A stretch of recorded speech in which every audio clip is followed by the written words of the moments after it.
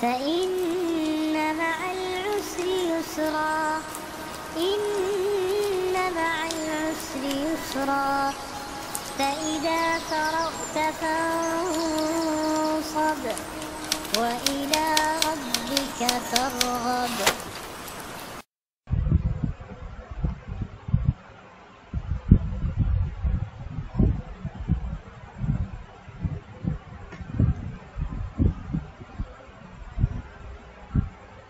رب اشرح لي صدري ويسر لي أمري واحلل عقدة من لساني يفقهوا قولي رب زدني علما.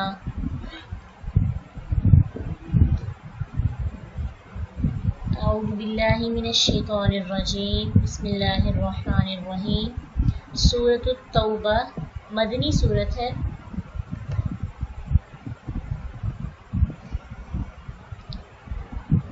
براءتن اعلان برات ہے من اللہ اللہ کی طرف سے ورسولہ اور اس کے رسول کی طرف سے الی الذین ان لوگوں کی طرف جن سے عاہدتم معاہدہ کیا تم نے من المشرکین مشرکین میں سے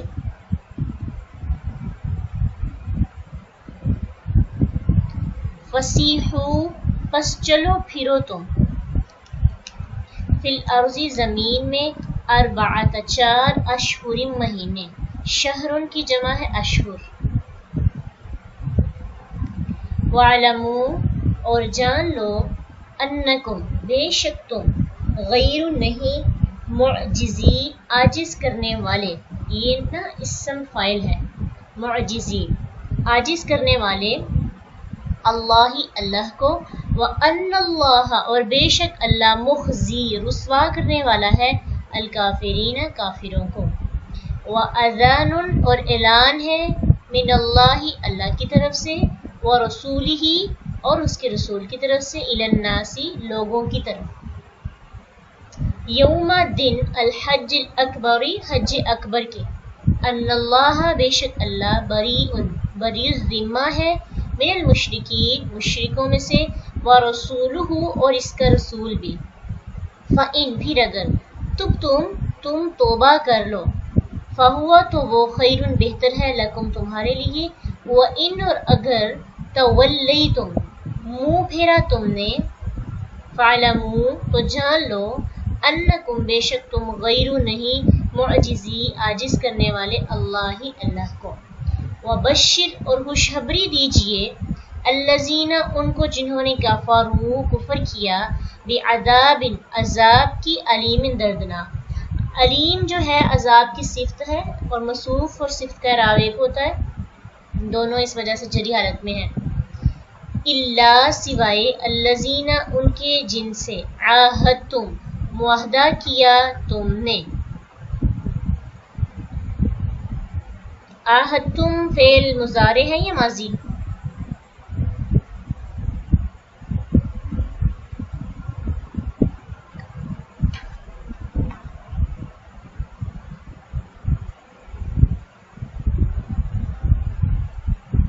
فعل ماضی ہے من المشرکین مشرکین میں سے ثم پھر لم ینقصوکم نہیں ینقصو کمی کی انہوں نے کم تم سے شیئن کچھ بھی ولم اور نہ ہی یظاہرو انہوں نے پشت پناہی کی یعنی مدد کی علیکم تمہارے خلاف احدن کسی کی فاتموا تو پورا کرو الیہم ان کی طرف عہدہم عہد ان کے الی مدتہم ان کی مدت تک الی طرف مدتہم ان کی ان اللہ یحب المتقین بے شک اللہ پسند کرتا ہے متقی لوگوں کو.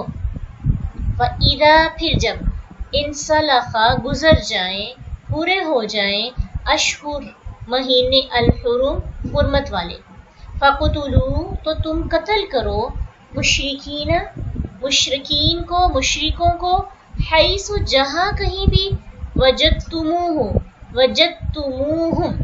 پاؤ تم انہیں وجدتو پاؤ تم منہم انہیں वख़ुदूहुम और पकड़ो इन्हें, वहसुरूहुम और घेरो इन्हें, वक़उदू और बैठ जाओ, लहुम उनके लिए, कुल्ला मरसदिन हर घात पर, फ़इन फिर अगर ताबू वो तौबा कर लें, व अक़ामू और वो कायम करें, अस्सलात नमाज, व आतौ और वो अदा करें, अज़्ज़कात ज़कात, फ़ख़ल्लू तो छोड़ दो, सबीलहुम रास्ता उनका,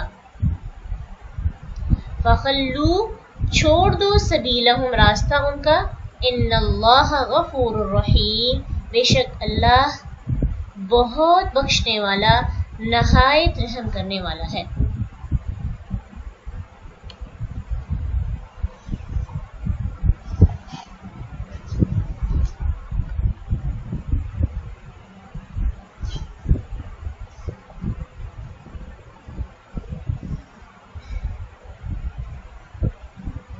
सूरत तौबा मदनी सूरत है और इसके 16 रकू हैं, 129 129 आयात हैं, 4078 4078 इसके कलिमात हैं। कुरान की जो पहली 7 बड़ी सूरतें हैं जिनको सबून तवाल कहा जाता है, 7 लंबी सूरतों में से ये 7वीं सूरत है, जिसके मुतालिक अल्लाह के नबी सल्लल्लाहु अलैहि वसल्लम ने फरमाया, सही हदीस है, मन अखज़ सबअल अवला मिनल कुरआनी फहुव खबरुन, जिसने कुरान की पहली 7 सूरतें हासिल कर ली वो बहुत बड़ा आलिम बन गया।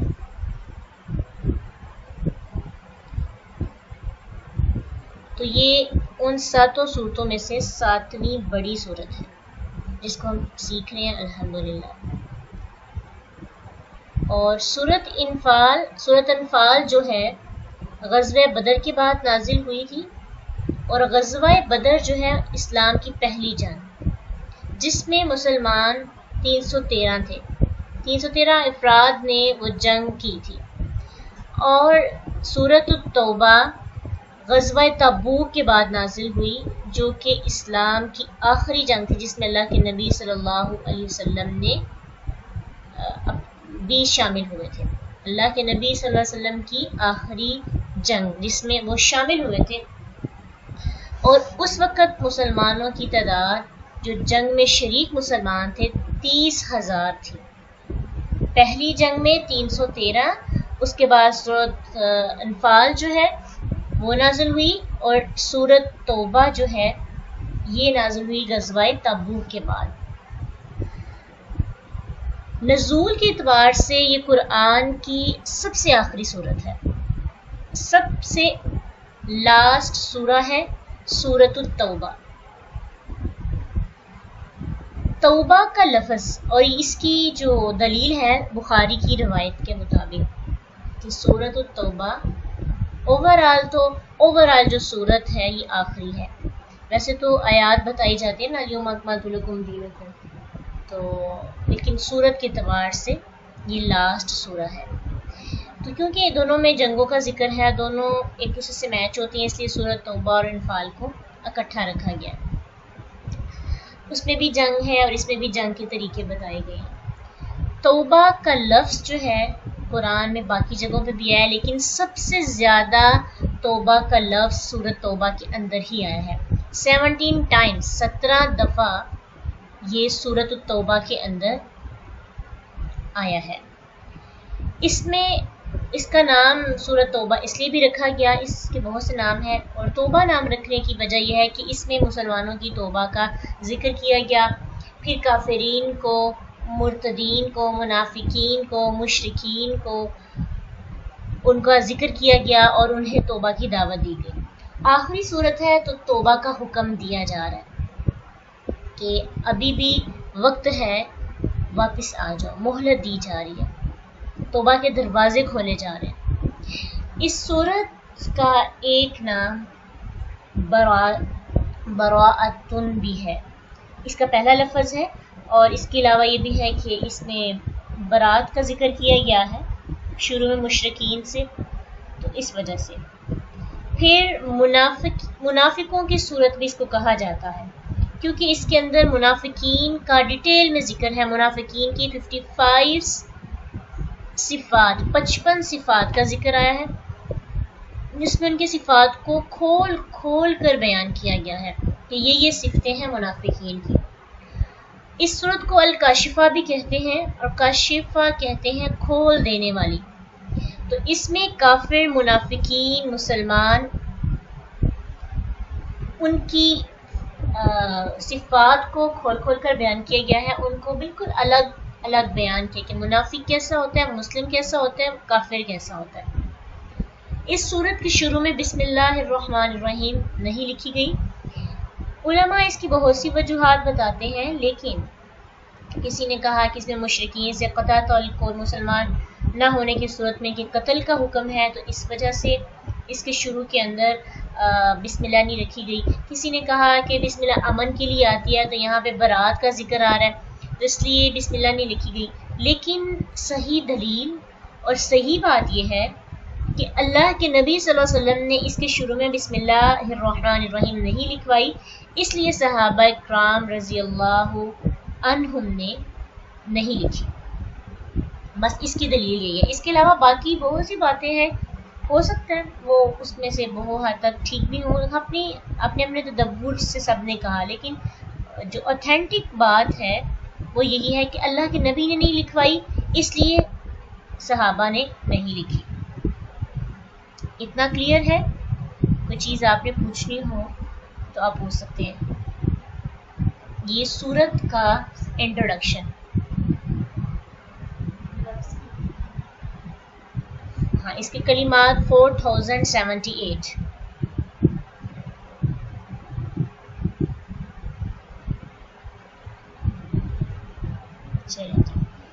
سورت کا انٹروڈکشن جو ہے، اس کے بعد ہمیں یہ جو آیات ہیں بہت ہی ایزی ہے، اس کی ٹرانسلیشن پڑھیں گے تو اتنی مشکل نہیں ہے، لیکن اس کا پس منظر جاننا بہت ضروری ہے۔ تو اس کے لیے ہمیں تھوڑا سا پیچھے جانا ہوگا۔ جی، غزوہ تبوک کے بعد یہ نازل ہوئی تھی۔ ابھی ہم جب اس کا دیکھتے ہیں پس منظر تو مزید کلیئر ہو جاتا ہے۔ صلح حدیبیہ کا آپ نے پڑھا تھا سورۃ المائدہ میں، سیرت کی کتاب میں بھی آپ نے پڑھا۔ کدھر ہے صلح حدیبیہ؟ مکہ کے قریب۔ اور کوئی جانتا ہے صلح حدیبیہ کے بارے میں کہ یہ کیسی صلح تھی، اور یہ کب کی گئی، اور یہ کیوں کی گئی، اور اس کے اندر کیا شرائط رکھی گئی تھی؟ جی، 10 سال کا معاہدہ تو تھا، لیکن اس معاہدے کی ریزن کیا تھی؟ صلح حدیبیہ کا پرپس کیا تھا؟ مسلمان جب عمرہ کرنے کے لیے مدینہ سے مکہ کی طرف گئے تو مشرکین نے ان کو عمرہ کرنے کی اجازت نہیں دی، تو پھر مسلمان مکہ کے قریب ایک مقام ہے حدیبیہ، وہاں پہ ٹھہرے، اور پھر وہاں پہ ان کا مشرکین مکہ کے ساتھ ایک معاہدہ ہوا، ایک صلح ہوئی، اور اس میں اس صلح کے اندر کچھ چیزیں جو ہے بیان کی گئیں، کچھ معاہدے اس طرح سے ہوئے، اس میں کچھ شرائط رکھی گئی۔ اس میں سے سب سے پہلی شرط یہ تھی کہ آئندہ 10 سال تک وہ ایک دوسرے سے جنگ نہیں کریں گے۔ پھر اس کے بعد یہ بھی طے ہوا کہ قبیلہ خزاع جو ہے، آپ کو پتہ ہے کہ اس وقت میں لوگ قبائل میں رہتے تھے، قبائلی نظام تھا، اور قبیلے چوز کرتے تھے کہ انہوں نے کس کے ساتھ رہنا ہے۔ تو جو قبیلہ خزاع تھا، انہوں نے طے کیا کہ وہ مسلمانوں کا ساتھ دیں گے، اور بنو بکر نے کہا کہ ہم قریش کا ساتھ دیں گے۔ 2 سال کے اندر 10 سال کا معاہدہ ہوا تھا کہ جنگ نہیں کریں گے، لیکن within 2 years بنو بکر نے بنو خزاع پر حملہ کر دیا۔ معاہدے کے باوجود انہوں نے ان کو بہت زیادہ مارا، اور قریش نے بھی بنو بکر کا ساتھ دیا، ان کی مدد کی۔ معاہدے کی خلاف ورزی انہوں نے کی، حتیٰ کہ حرم کے اندر بھی ان کو مارنا نہیں چھوڑا۔ اتنا مارا کہ صرف 40 لوگ جو ہیں وہ بچ کر مدینہ گئے۔ جب آپ صلی اللہ علیہ وسلم کو اس کے بارے میں پتہ چلا کہ یہ لوگ جو ہیں انہوں نے معاہدہ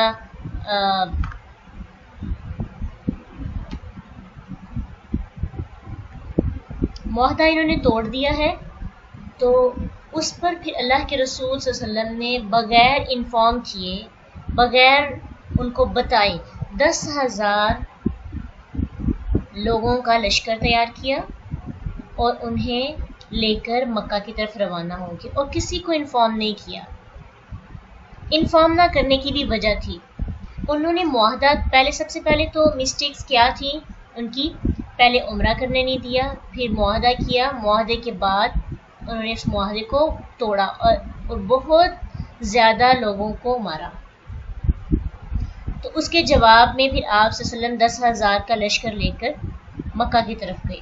آپ نے جا کر وہاں پہ خون ریزی نہیں کی، ڈائریکٹ جا کر جو اس عرب کا پورا ہیڈ تھا، مکہ کو فتح کیا، مکہ میں جا کر اپنی حکومت جمائی، مکہ کا محاصرہ کیا۔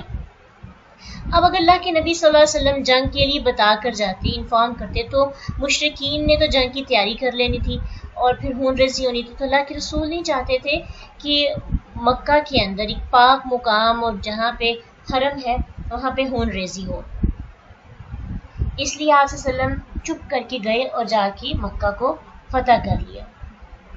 اب مسلمانوں کا اتنا حق تو بنتا تھا کہ اتنا زیادہ ظلم ہو رہا ہے ان پر، اتنی زیادتی ہو رہی ہے، بار بار معاہدہ توڑا جا رہا ہے، تو ان کو جواب دیا جائے۔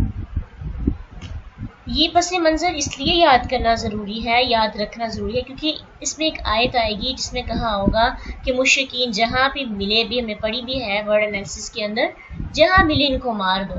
تو اس آیت کا لوگ بہت غلط مطلب لیتے ہیں اور انہوں مسلمانوں کے خلاف استعمال کرتے ہیں کہ تمہارا دین کہتا ہے کہ جہاں مشرک ملے وہاں ان کو مار دو۔ تو جب تک ہمیں کانٹیکسٹ کا نہیں پتا ہوگا کہ یہ آیت کس وقت نازل ہوئی، اس کا سیاق و سباق کیا ہے، تب تک ہم بھی بات کو اچھے طریقے سے سمجھ نہیں سکیں گے۔ تو واقعہ کیا ہے، یہ شروع ہوتا ہے صلح حدیبیہ سے۔ صلح حدیبیہ 6 ہجری میں ہوئی تھی۔ مکہ فتح ہوا ہے کس ہجری میں؟ آپ جانتے ہیں مکہ کب فتح ہوا؟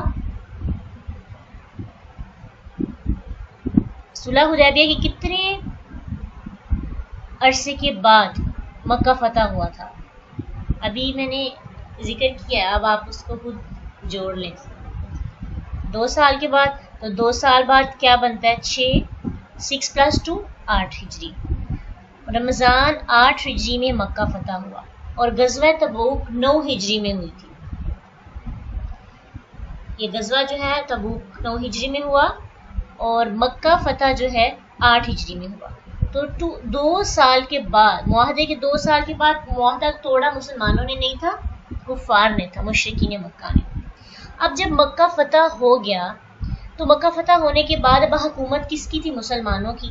تو اللہ کے نبی صلی اللہ علیہ وسلم عمرہ اور حج آسانی سے کر سکتے تھے، لیکن آپ صلی اللہ علیہ وسلم نے اس سال حج نہیں کیا۔ کیوں نہیں کیا؟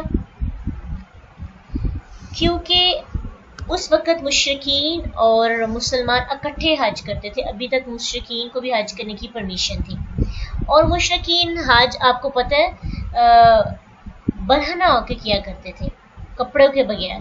تو اللہ کے رسول صلی اللہ علیہ وسلم کے لیے مناسب نہیں تھا کہ آپ صلی اللہ علیہ وسلم ان کے ساتھ حج کرتے، اس لیے آپ صلی اللہ علیہ وسلم نے ابو بکر صدیق کو بھیجا حج کے لیے، وہ لیڈر بنا کے بھیجی گئی۔ پھر ان کے پیچھے اس وقت یہ آیات نازل ہوئی اور پھر ان کے پیچھے علی رضی اللہ عنہ کو بھیجا ان آیات کے ساتھ، جا کے یہ آیات جو ہے یہ اعلان وہاں پہ جا کر کریں۔ یہ جو برات کا اعلان ہے یہ حج کے موقع پہ ہوا تھا اور علی رضی اللہ عنہ کو یہ آیات دے کر بھیجی گئی اور انہوں نے جا کر ان آیات کا اعلان کیا۔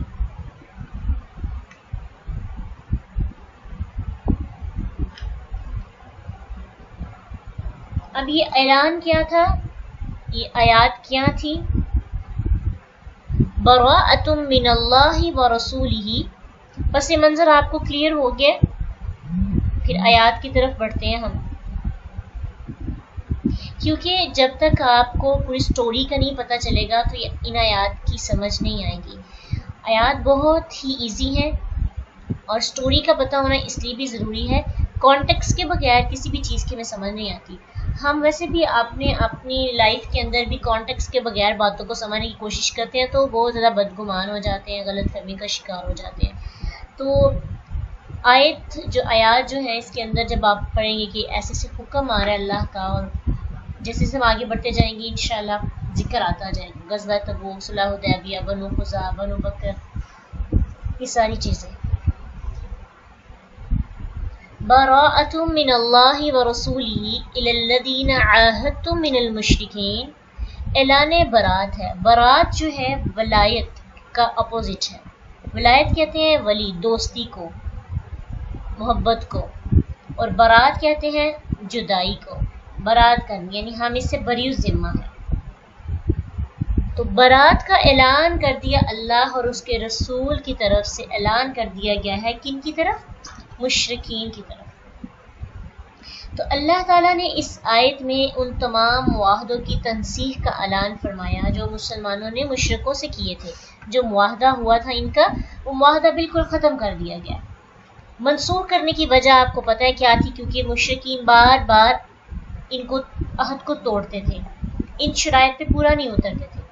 خصوصاً جب آپ صلی اللہ علیہ وسلم نے مکہ فتح کے بعد اللہ کے رسول تبوک گئے تو کفار نے سمجھا کہ یہاں پہ مسلمان رومیوں کی طاقت کے مقابلے میں فنا ہو جائیں گے، اس لیے انہوں نے اللہ کے رسول صلی اللہ علیہ وسلم سے اور مسلمان سے کیے ہوئے وعدوں، کسی بھی وعدے کا لحاظ نہ رکھا. ایک تو انہوں نے ان کو مارا، قتل کیا، اور فتح مکہ کے بعد بھی انہوں نے بہت زیادہ ان معاہدوں کے ساتھ کو توڑا، بلکہ ان کو پورا نہیں کیا.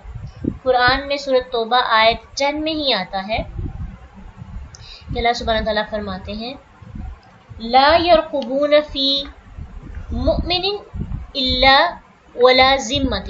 یہ لوگ کسی مومن کے بارے میں نہ کسی قرابت کا لحاظ کرتے ہیں اور نہ کسی عہد کا، یعنی نہ اپنے رشتہ داروں کا انہوں نے لحاظ کیا. تو اللہ سبحانہ تعالیٰ فرماتے ہیں انہی آیات کے اندر الا تقاتلون قوما نکثوا ایمانہم. کیا تم ان لوگوں سے نہیں لڑو گے جنہوں نے اپنی قسمیں توڑ دی؟ تو ان کی قسمیں توڑنے کی وجہ سے ان کے ساتھ لڑنے کا حکم آیا اور ان کے ساتھ معاہدہ توڑنے کا حکم آیا. اب یہاں پہ اللہ سبحانہ تعالیٰ نے، اللہ تعالیٰ کا خاص کرم ہے کہ مشرکین کو اچانک حملہ کر کے برباد کرنے کی بجائے ان آیات کے اندر ان کو پراپر ایک مدت تک مہلت دی گئی. سب کے سامنے جو وعدہ کیا ہوا تھا مسلمان اور مشرکین نے مل کے کہ ہم ایک دوسرے کے ساتھ دیں گے، ہم جنگ نہیں کریں گے، تو حج کے موقع پر اس معاہدے کو ختم کیا گیا.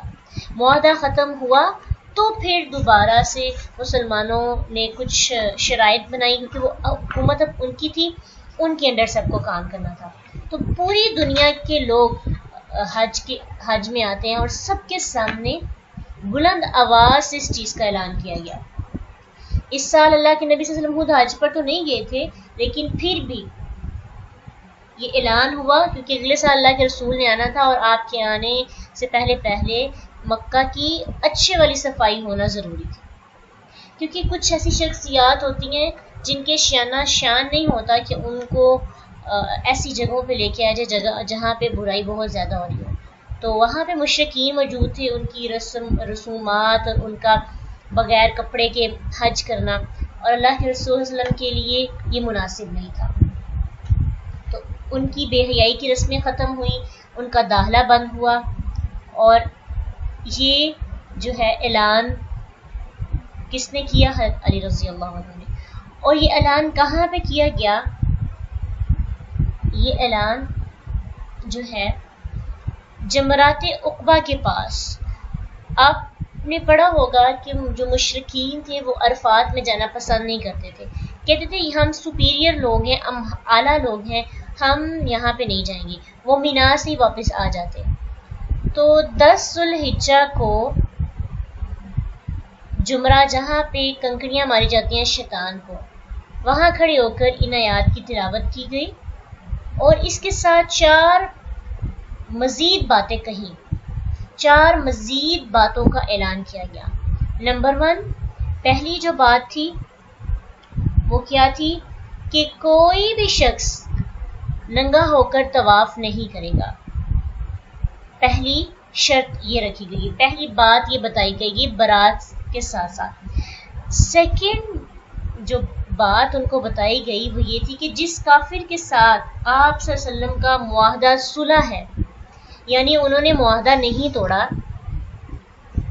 تو ان کی مدت تب تک رہے گی جب تک وہ معاہدے کی مدت لکھی ہوئی ہے۔ مثلا کچھ ایسے بھی لوگ ہوں گے نا جن کے ساتھ معاہدہ ہوگا 2-3 سال کا، ابھی 2 سال گزرے ہیں، 1 سال باقی ہے، تو اب ان کی مدت تب تک ہے جب تک وہ معاہدے کی مدت ختم نہیں ہوتی۔ لیکن وہ لوگ جنہوں نے معاہدہ توڑا ان کی مدت صرف 4 ماہ کی مہلت ان کو دی گئی، اور جن کے ساتھ کوئی معاہدہ نہیں تھا ان کو بھی 4 ماہ کی مہلت دی گئی، اور جن کے ساتھ کوئی معاہدہ نہیں تھا ان کو کتنی مہلت دی گئی؟ 4 ماہ کی۔ اور پھر کہا گیا کہ اس کے تم چاہو تو ایمان لے کر جنت میں داخل ہو جاؤ، یا پھر اگر تم 4 ماہ کے اندر معاہدے کے مطابق جو نئی کلاسز بنائی جا رہی ہیں، نئے رولز انٹروڈیوس کروائے جا رہے ہیں، اگر 4 ماہ کے اندر تم مسلمان نہ ہوئے تو تمہیں یہ مکہ چھوڑ کر جانا ہوگا، تم مکہ میں نہیں رہ سکتے، کیونکہ اب مشرکین جو ہیں ان سے مکہ کو پاک کرنا تھا، ان کی رسومات، ان کی بدعہدی، ان کا فتنہ فساد، یہ اللہ تعالیٰ کے گھر کے امن کو خراب کر رہا تھا۔ اور اب وقت آ گیا تھا کہ اتنی زیادہ صبر کے بعد اب یہ حق بنتا تھا کہ اللہ کا گھر جسے ابراہیم علیہ السلام نے اپنے ہاتھوں سے توحید کے نام پر بنایا، اس کو مشرکین سے پاک کیا جائے۔ چوتھی بات جو کہی گئی وہ یہ تھی کہ آئندہ مشرکین اور مسلمان اکٹھے حج نہیں کریں گے، مشرکین کو حج کی اجازت نہیں، مشرکین آئندہ کے بعد حج کر نہیں سکیں گے۔ یہ 4 باتیں جو ہیں برات کے ساتھ، اعلان برات کے ساتھ ساتھ یہ کہی گئی۔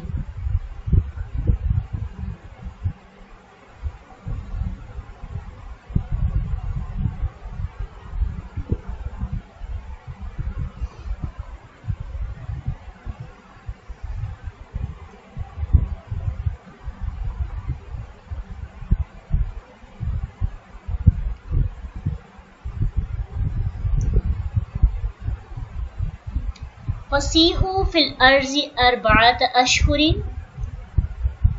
پس تم کیا کرو؟ چلو پھرو زمین میں 4 اشہر 4 مہینے، وَاعْلَمُوا اور جان لو أَنَّکُمْ غَیْرُ مُعْجِزِ اللہ کہ بے شک تم عاجز نہیں کر سکتے اللہ کو۔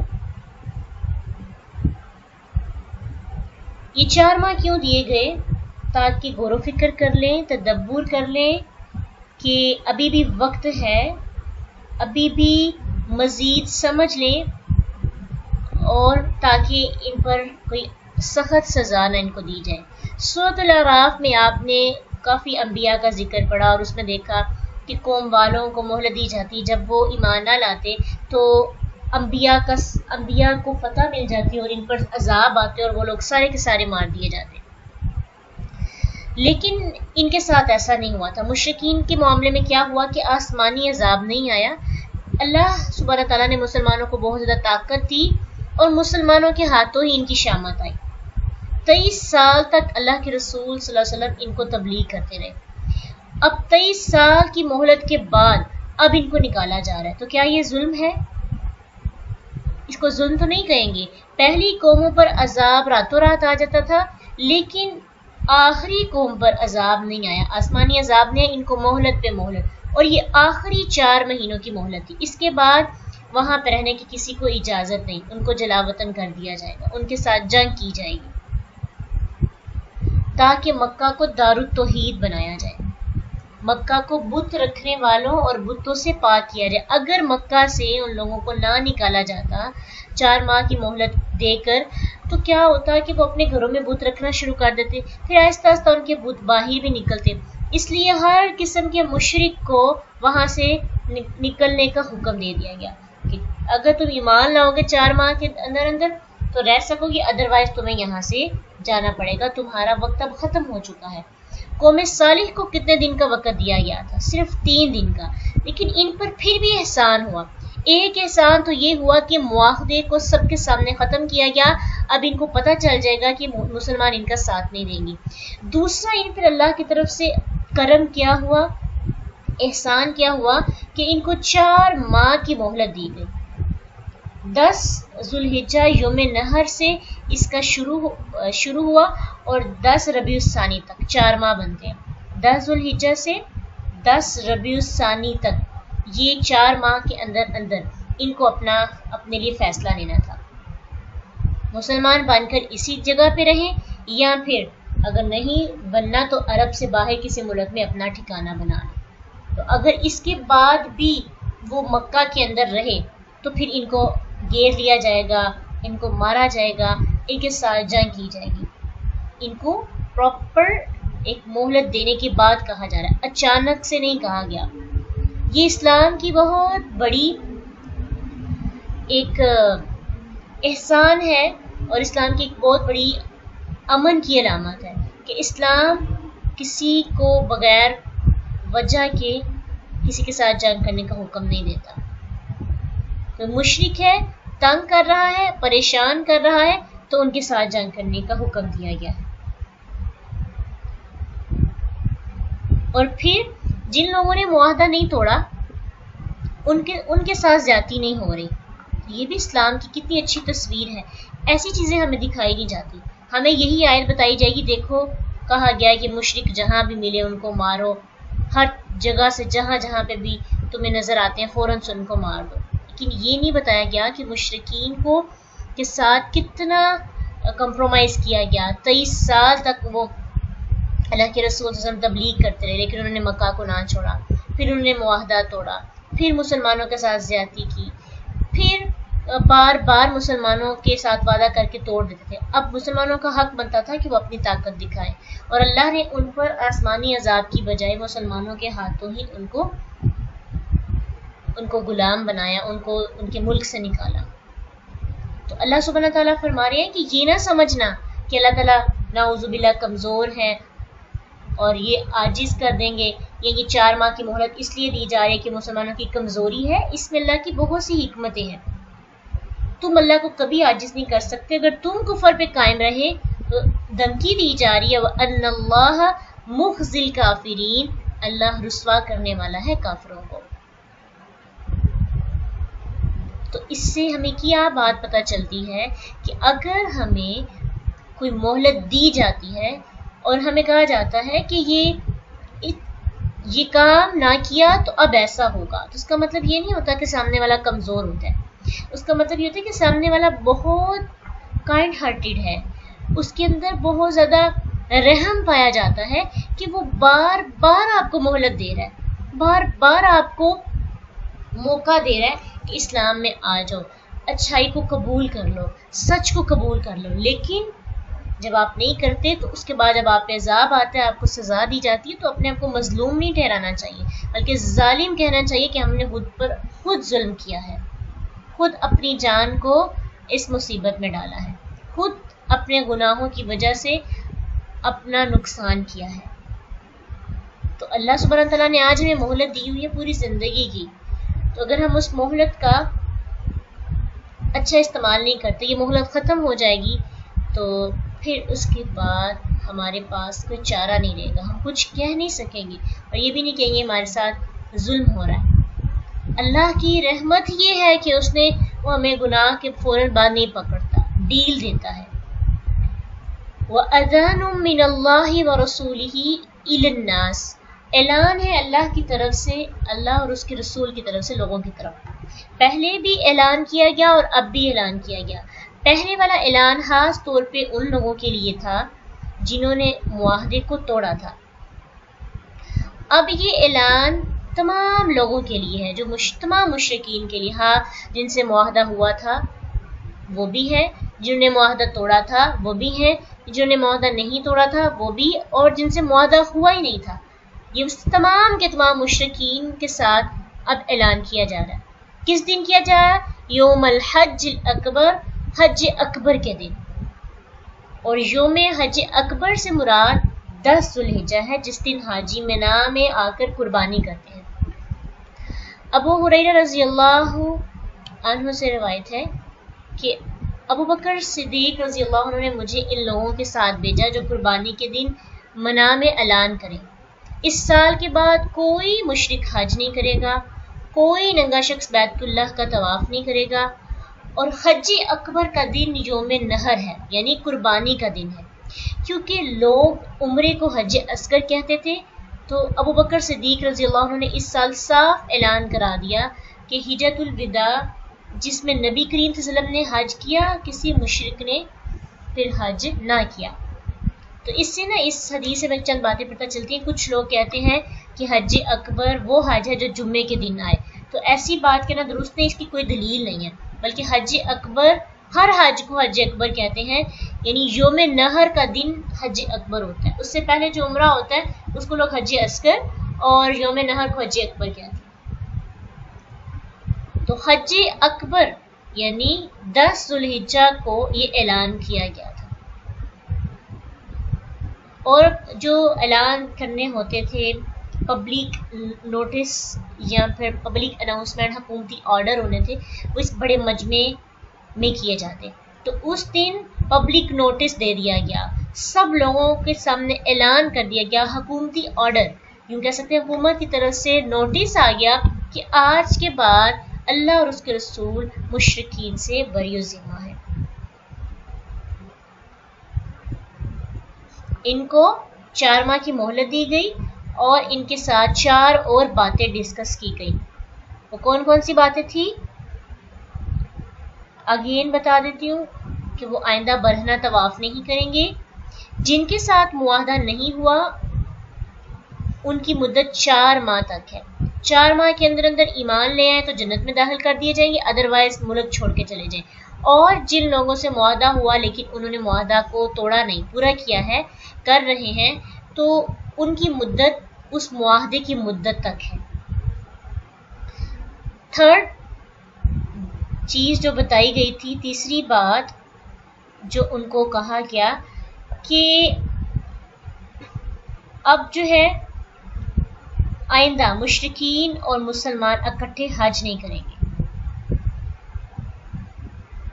مشرکین کو حج کرنے کی اجازت نہیں ہے،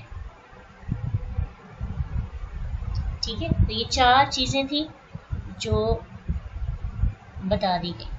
اس کے بارے میں بھی حدیث میں آتا ہے، صحیح حدیث ہے کہ 4 ماہ کی مہلت دینے، ننگے کو طواف کی اجازت ختم کرنے، اور آئندہ سال کسی مشرک کے حج نہ کرنے کے اعلان کے ساتھ ایک اعلان یہ بھی کیا گیا تھا کہ جنت میں ایمان والوں کے سوا کوئی بھی داخل نہیں ہوگا، یعنی جو مومن ہوں گے، مسلمان ہو جائیں گے، ان کو داخل کیا جائے گا جنت میں، اس کے علاوہ کوئی بھی بندہ جنت میں داخل نہیں ہوگا۔ فَإِن تُبْتُمْ فَهُوَ خَيْرٌ لَكُمْ، اگر تم توبہ کر لو، ابھی بھی دوبارہ سے اللہ سبحانہ تعالیٰ ان کو باور کروا رہے ہیں، ابھی بھی اگر تم توبہ کر لو تو تمہارے لیے بہتر ہے۔ اعلان تاکید کے لیے دوبارہ یہ کہا گیا تاکہ اللہ سبحانہ تعالیٰ اپنے بندوں کو عذاب سے بچا سکے، لیکن بندے جو ہے سمجھتے نہیں ہیں۔ وَإِن تَوَلَّيْتُمْ فَاعْلَمُوا، اور اگر تم منہ پھیر لو تو تم جان لو بے شک غیر معجز اللہ، کہ تم اللہ کو عاجز نہیں کر سکتے۔ اگر تم منہ پھیر لو تو تم اللہ کو کمزور نہیں کر سکتے، اور ساتھ ہی پھر بتا دیا گیا، سزا بتا دی گئی، وَبَشِّرِ الَّذِينَ كَفَرُوا بِعَذَابٍ أَلِيمٍ، اگر توبہ نہ کی، 4 ماہ کے اندر اپنی روش کو نہ چھوڑا، اسلام میں داخل نہ ہوئے، اور پھر تم چھوڑ کے بھی نہ گئے مکہ کو، تو خوشخبری دے دیجیے ان لوگوں کو جنہوں نے کفر کیا دردناک عذاب کی. دنیا میں تو رسوائی لکھ دی گئی ہے، آخرت میں ان کے لیے درد دینے والا عذاب ہوگا. علیم اور عظیم، عظیم ہوتا ہے بہت بڑا عذاب، اور علیم اگرچہ عذاب بڑا نہ ہی لیکن دردناک ہے، جیسے کہ چھوٹا سا پمپل ہوتا ہے لیکن اس کی درد بہت زیادہ ہوتی ہے.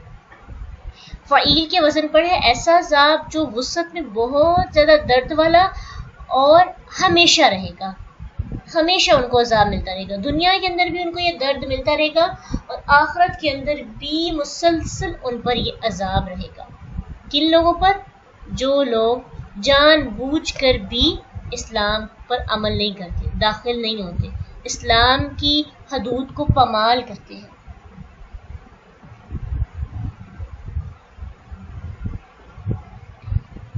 اِلَّا الَّذِينَ عَاهَدتُّم مِّنَ الْمُشْرِكِينَ، بے شک علاوہ ان لوگوں کے جنہوں نے تم سے معاہدہ کیا تھا مشرکین میں سے، لیکن لم ينقصوكم شيئا، انہوں نے کسی قسم کی کمی نہیں کی.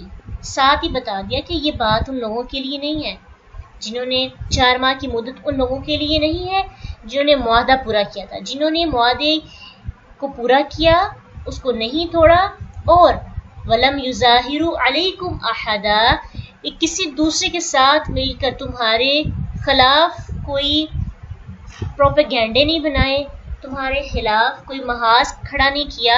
فَأَتِمُّوا إِلَيْهِمْ عَهْدَهُمْ، تو پورا کرو ان کی طرف عہد کو، وعدے کو، إِلَى مُدَّتِهِمْ، ان کی مدت تک.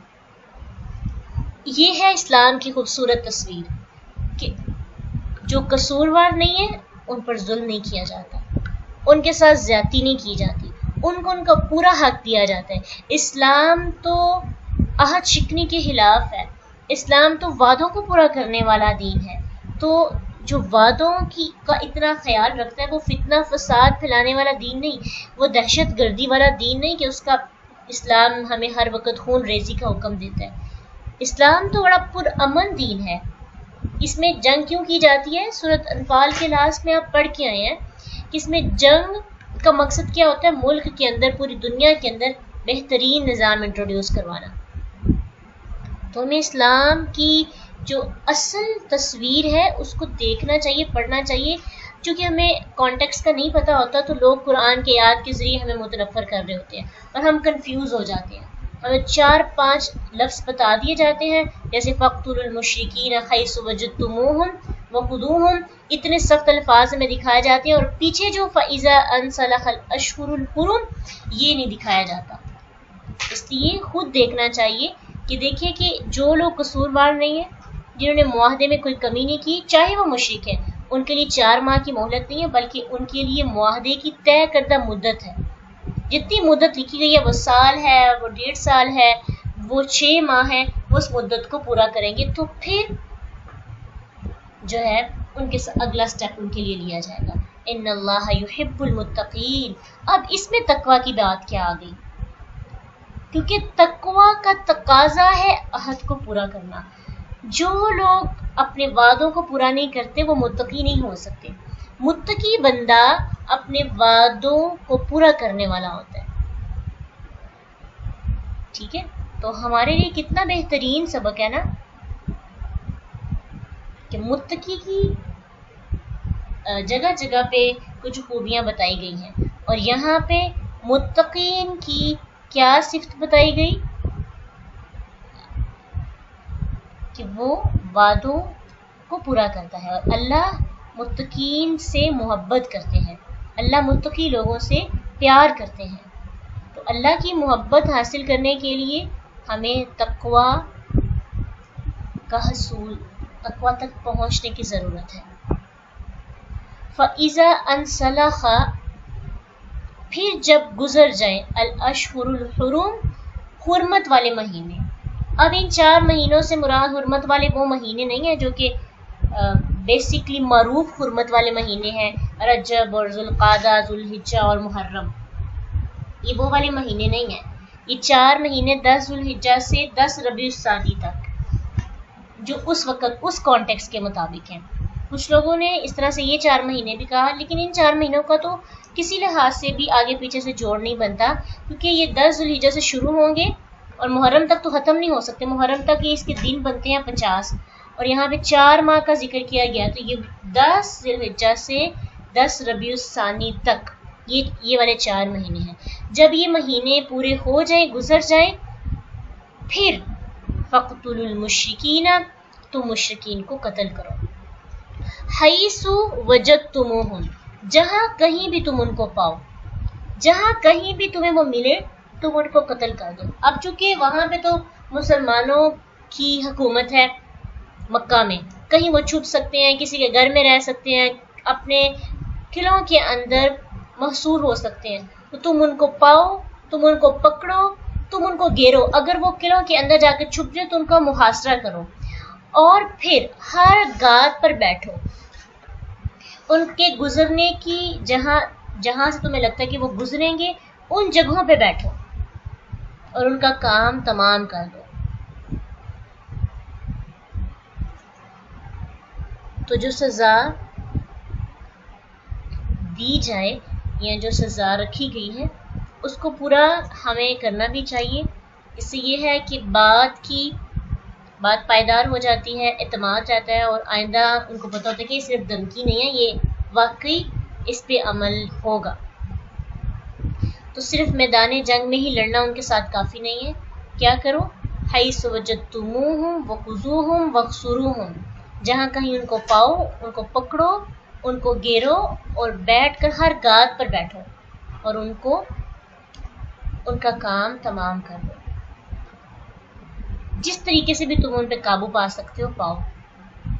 تو یہ اگر اس کا ہمیں پیچھے سے پس منظر پتہ ہو تو یہ آیت ہمارے لیے اسلام کی کوئی غلط تصویر نہیں پیش کرتی.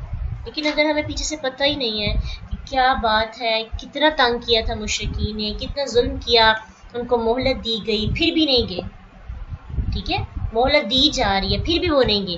اب تو حق بنتا تھا کہ ان کے ساتھ جنگ کی جائے، کیونکہ اسلام نے مکہ کو پاک کرنا تھا بتوں سے. وہ تبھی پاک ہونا تھے جب مشرکین مکہ سے نکال دیے جاتے. پھر بھی اللہ سبحانہ تعالیٰ نے دوبارہ توبہ کی بات کی ہے. اتنا زیادہ کوئی بار بار چانس دیتا ہے. فَإِن تَابُوا وَأَقَامُوا الصَّلَاةَ، پھر اگر وہ توبہ کر لے، وَأَقَامُوا الصَّلَاةَ، اور کیا کریں؟ نماز قائم کریں اور زکوٰۃ دیں، فَخَلُّوا سَبِيلَهُمْ، تو ان کے رستوں کو چھوڑ دو. یعنی گات لگا کے بیٹھے ان کو مارنے کے لیے، لیکن کوئی آ کے آپ کو انفارم کرتا ہے کہ میں تو مسلمان ہو گیا ہوں، میں نماز پڑھتا ہوں، زکوٰۃ دیتا ہوں، تو پھر تم ان کے رستوں کو چھوڑ دو اور ان کے ساتھ زیادتی نہیں کرو، ان کو نہ مارو. ان اللہ غفور الرحیم، بے شک اللہ بہت بخشنے والا، نہایت رحم کرنے والا ہے. تو جب اللہ رحم کرنے والا ہے، جب اللہ بخشنے والا ہے، تو پھر ہمیں کسی کے ماضی کو کرید کر اس پر ظلم نہیں کرنے چاہیے. اگر کسی کا حال درست ہو جاتا ہے تو اس کے ماضی کو اس کے لیے تانا نہیں بنانا چاہیے، اس کے ماضی کو اس کے لیے تنقید کا نشانہ نہیں بنانا چاہیے. مشرکین کتنا ظلم کرتے تھے، کتنی زیادتی کی مسلمانوں کے ساتھ، کتنے عہد توڑے، فتنہ فساد کیا، بے حیائی پھیلائی، اللہ کے ساتھ شریک بنا لیے. لیکن اللہ سبحانہ تعالیٰ کیا کہہ رہے ہیں کہ اگر وہ توبہ کر لیتے ہیں اور عمل کرنا شروع کر دیتے ہیں تو تم ان کے رستوں کو چھوڑ دو. نہ ان کے ساتھ، نہ ان کو تنقید پہنچنی چاہیے، نہ طنز کرنی چاہیے، نہ ہی ان کے ماضی کو ان کے لیے آزمائش بنانا چاہیے. تو ہم کرتے ہیں ایسا، ہمارے اندر اتنا حوصلہ ہے، کوئی غلطی کر رہا ہے، کوئی کوتاہی کر رہا ہے، اگلے دن وہ مسلمان اچھے والا بن جاتا ہے، نمازی بن جاتا ہے، تو ہم اس کے ماضی کو بار بار اس کے سامنے لاتے ہیں. ہمیں پتہ ہے تم کتنے متقی ہو، ہمیں پتہ ہے تمہارے اندر کتنا دین ہے، 2-4 نمازیں کیا پڑھ لی، خود کو بڑا نیک سمجھنا شروع کر دیا. ہمیں تمہاری ساری حقیقت کا پتہ ہے. وہ بندہ جو اسلام کی طرف آ رہا ہوتا ہے وہ واپس دوبارہ سے کنفیوز ہو کر اور پریشان ہو کر، اور اتنا جب نیا شروع کرتے ہیں تو اتنی زیادہ ہماری گہرائی اور مضبوطی نہیں ہوتی، تو وہ اسلام سے دور ہونا شروع ہو جاتا ہے. تو ایسا کرنے سے ہمیں پرہیز کرنا چاہیے. ہمیں اسلام میں جو لوگ آتے ہیں، داخل ہوتے ہیں دین کے اندر، ان کو بہترین طریقے سے ویلکم کہنا چاہیے، خوش آمدید کہیں، ان کے رستوں کو چھوڑ دیں، ان پہ ظلم کرنا، زیادتی کرنا چھوڑ دیں، ان کو تنقید کرنا، ٹارچر کرنا چھوڑ دیں، فخلوا سبیلہم، ان کے رستوں کو چھوڑ دیں۔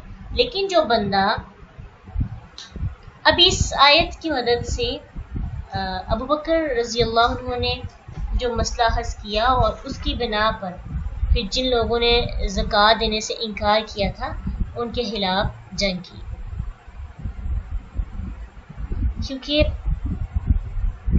حدیث میں بھی آتا ہے نا صحیح بخاری کی کہ عبداللہ بن عمر رضی اللہ عنہما فرماتے ہیں کہ اللہ کے نبی صلی اللہ علیہ وسلم نے فرمایا مجھے حکم دیا گیا ہے کہ میں لوگوں سے لڑائی کروں یہاں تک کہ وہ لا الہ الا اللہ محمد رسول اللہ صلی اللہ علیہ وسلم کی گواہی دیں، نماز قائم کریں، زکوٰۃ ادا کریں۔ جب وہ یہ 3 کام کر لیں تو انہوں نے مجھ سے اپنے خون اور اپنے مال کو مجھ سے محفوظ کر لیا، مگر اسلام کے حق کے ساتھ، اور ان کا حساب اللہ پر ہے۔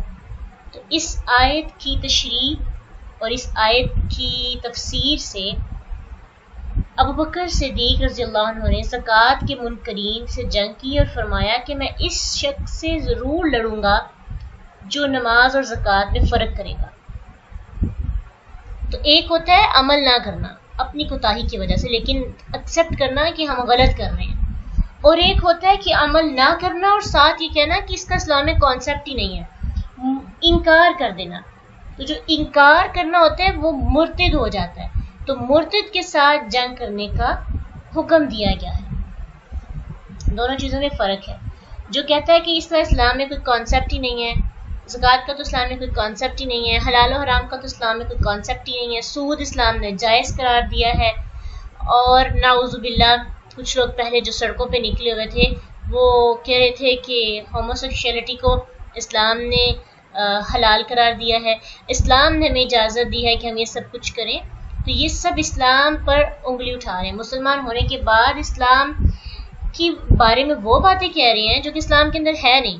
تو جو بندہ انکار کرتا ہے اللہ کے رسول کے اور اللہ کے احکامات کا وہ مرتد ہے، اس کے ساتھ جنگ کریں گے۔ اور جو ویسے ظاہری طور پہ مسلمان ہے اور دل سے اقرار کرتا ہے لیکن عمل نہیں کرتا، تو اس کا معاملہ اللہ کے ثبوت ہے کہ جو صاف ستھرا سب کے سامنے کھڑے ہو کر دعویٰ کرے تو پھر اس کے ساتھ جہاد کرنا چاہیے، بحث کرنی چاہیے، اور اس کے ساتھ ہماری بات، ہماری ڈسکشن، ہماری ڈیبیٹس ضروری ہوتی ہے۔ اسلام کے بارے میں ایسی باتیں کر رہے ہیں جو اسلام کے اندر نہیں ہے، اسلام کو بدنام کرنے کی کوشش کر رہے ہیں۔ اسی لیے ابو بکر صدیق رضی اللہ عنہ نے زکوٰۃ کے منکرین کے ساتھ جہاد کی اور پھر سب سے زکوٰۃ وصول کی، اور کہا کہ تب تک جنگ کروں گا جب تک لوگ نماز اور زکوٰۃ کو ایک مقام نہیں دیں گے۔ لوگ نماز تو قائم کریں اور سمجھیں کہ زکوٰۃ نہیں دینی، تو یہ اسلام کا ایک رکن کا انکار ہے۔ ٹھیک ہے، تو آج کی جو آیات تھی تھوڑی انفارمیٹیو بھی ہے، ان کی روحانیت پہ آپ نے خود تدبر کرنا ہے، غور و فکر کرنا ہے، کیونکہ تدبر اب آپ خود سیکھ چکے ہیں الحمدللہ، تو اب آپ نے غور کرنا ہے کہ ان آیات کے اندر ہماری زندگی کو کس طرح سے واضح کیا جا رہا ہے، اور ضرور لکھیں اپنے تدبر کو، کیونکہ جب ہمیں بات کلیئر ہو جاتی ہے تو پھر ہمارے لیے بات اپنے لیے ہم پوائنٹس نکالنا، لرننگ پوائنٹس نکالنا بھی آسان ہو جاتے ہیں انشاءاللہ۔ ویسے مین اگر دیکھا جائے تو یہاں پہ اسلام کی وہ جو برانڈڈ بنانے کی بات ہم نے کی تھی نا کہ اسلام کو برانڈڈ بنانا ہے، لوگوں کے سامنے کوالٹی ورک آنا چاہیے، تو یہ شروع ہو گیا ہے۔ یعنی جب آخری جنگ تک مسلمان اتنے پاورفل ہو چکے ہیں کہ وہ لوگوں کو آرڈر کر رہے ہیں کہ ایسے کرنا ہے، اس طرح سے ہونا چاہیے۔ جسے کیا پتہ چلتا ہے کہ 313 سے 30,000 کا لشکر ایک پوری پلاننگ ہے، ایک دم سے نہیں ہوا۔ تمہاری زندگی کے اندر بھی ہم پہلے چونٹی ہوتے ہیں، آہستہ آہستہ آہستہ ہمارے اندر کوالٹیز آتی ہیں، ہم پاورفل ہوتے ہیں۔ تو مقصد ایٹ دا اینڈ کیا ہونا چاہیے ہمارا کہ ملک کے اندر امن آئے اور لوگ اسلام کے ساتھ جڑیں۔ ہم نے خود کو اب دیکھیں بار بار توبہ کا حکم دیا جا رہا ہے، توبہ کر لو، آ جاؤ دین کے اندر، پھر مہلت دی جا رہی ہے۔ تو اس سے کیا پتہ چلتا ہے کہ اسلام پاورفل اس لیے نہیں بنا تھا کہ وہ اپنا روب جمائے یا لوگوں کو مارے، لوگوں کو ان کے گھروں سے نکال ہی دے۔ مقصد کیا تھا؟ یہ مہلت بھی کیوں دی گئی؟ اگر صرف لوگوں کو نکالنا ہی مقصود ہوتا تو اسی دن نکال دیا جاتا کہ ابھی نکلو، جیسے پہلی قوموں پر عذاب راتوں رات آتا تھا، ٹھیک ہے۔ لیکن اسلام کا پوائنٹ کیا تھا کہ لوگ سنبھلیں، کیونکہ یہ آخری امت تھی، تو عذاب سے پہلے، نکالنے سے پہلے بھی 4 ماہ مہلت دی گئی۔ اتنا لمبا عرصہ کہ انسان سوچ سکتا تھا کہ مجھے اسلام کے اندر داخل ہو جانا چاہیے۔ کیا پتہ چلتا ہے کہ ہمیں بھی اگر ہم اسلام کی ایک اچھی تصویر لوگوں کے سامنے پیش کرنا چاہتے ہیں، اس کا مقصد یہ نہیں ہونا چاہیے کہ ہم نے یہ کام کیا اور اپنے آپ کو کریڈٹ دینا اور خود کو بڑا سمجھنا۔ مقصد یہ ہو کہ میرا اسلام کے لیے کام کرنے کی وجہ سے بہت سے لوگ مسلمان ہو جائیں، لوگوں کے لیے دین آسان ہو جائے، لوگ اسلام کی طرف بڑھیں، لوگ توبہ کی طرف بڑھیں۔ میری بات کی وجہ سے، میرے اخلاق کی وجہ سے، میری زبان کی وجہ سے، میرے سوچنے کے انداز کی وجہ سے، میری قرآن کی محبت کی وجہ سے، قرآن کی محبت کو اگر ہم اچھے انداز میں شیئر کرتے ہیں تو بہت سے لوگ اس کی وجہ سے قرآن کی طرف آ جاتے ہیں۔ تو اس لیے اللہ سبحانہ تعالیٰ نے اگر ہمیں توفیق دی ہے تو ہمیں قرآن کے ساتھ سب سے پہلے فرسٹ سٹیپ یہ ہے، اگر ہم اپنی تاریخ کو سمجھنا چاہتے ہیں، اگر ہسٹری کو جاننا چاہتے ہیں، تو قرآن کے ساتھ مخلص ہونا پڑے گا۔ ہماری سب سے بڑی کمی ہی یہ ہے کہ ہم قرآن کو اگنور کرتے ہیں، چند دن اس کے ساتھ مخلص رہتے ہیں، پھر وہی دوبارہ سے ہمیں ریمائنڈرز کی ضرورت آتی ہے اور لوگ ہمیں اٹھاتے ہیں تو ہم اٹھتے ہیں، ہم پھر سو جاتے ہیں، ہمارے ضمیر سو جاتے ہیں۔ اس لیے اللہ سبحانہ تعالیٰ سے دعا کرتے رہنا چاہیے، اللہ ہمیں کبھی بھی قرآن سے دور نہ کیجیے گا، یہ تو ہماری سانس ہے، اگر مچھلی باہر آ جاتی ہے سمندر سے تو وہ تڑپنے لگتی ہے، تو قرآن کا محب، قرآن کا دوست جو ہے اس کی بھی ایسی ہی علامات ہے کہ جب وہ قرآن سے دور ہوتا ہے تو اس کا بھی سانس اکھڑنے لگتا ہے۔ تو انشاءاللہ کوشش کرنی ہے سب نے، قرآن کے ساتھ سنسیئر رہیں، قرآن کے ساتھ سنسیئر ہوں گے، خود قرآن کے ساتھ رہیں گے تو پھر ہی ہم پاورفل ہو سکتے ہیں، پھر ہی اسلام کی اچھی تصویر لوگوں کے سامنے پیش کی جا سکتی ہے۔ تو اس لیے اب کس نے کوشش کرنی ہے انشاءاللہ کہ اپنے کا تعلق ہو، کہ ہمیں خود احساس ہو، ہمیں خود ریمائنڈر ہمارا ضمیر دے کہ آپ یہاں پہ پیچھے ہو رہے ہو قرآن سے، تھوڑا سا اب لاپرواہی ہو رہی ہے یا کمزور ہو رہا رشتہ، تو فوراً سے ہمیں ایک ریمائنڈر ملے اور ہم اپنے الارم سیٹ کر لیں۔ ہاں، ہم نے اپنا احتساب کرنا ہے اور دوسروں کا نہیں کرنا، خود کو بنیاد بنا کر کرنا ہے اور دوسروں کو جج نہیں کرنا۔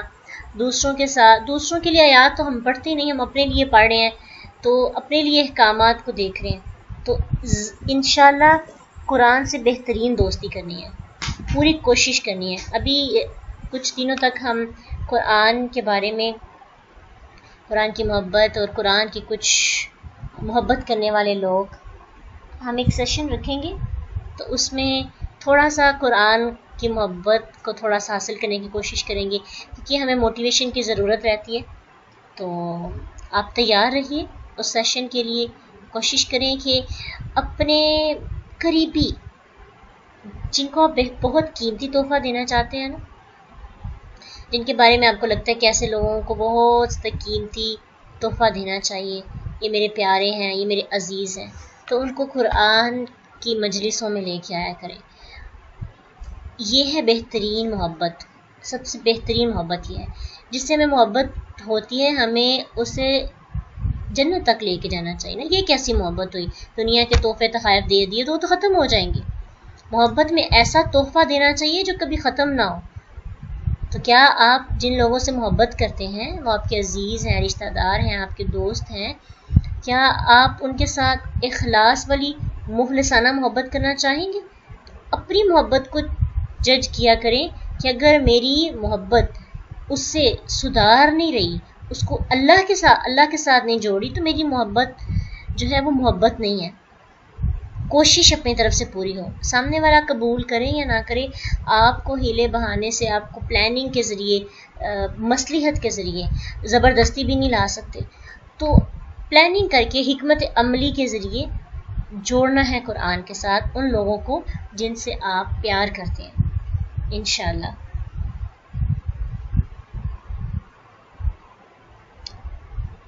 تو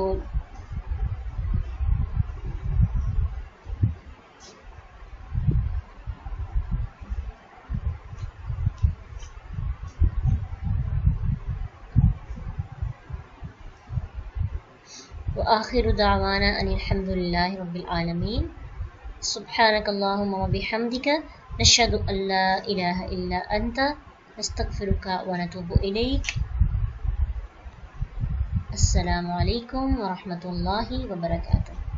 فإن مع العسر يسرا إن مع العسر يسرا فإذا فرغت فانصب وإلى ربك فارغب.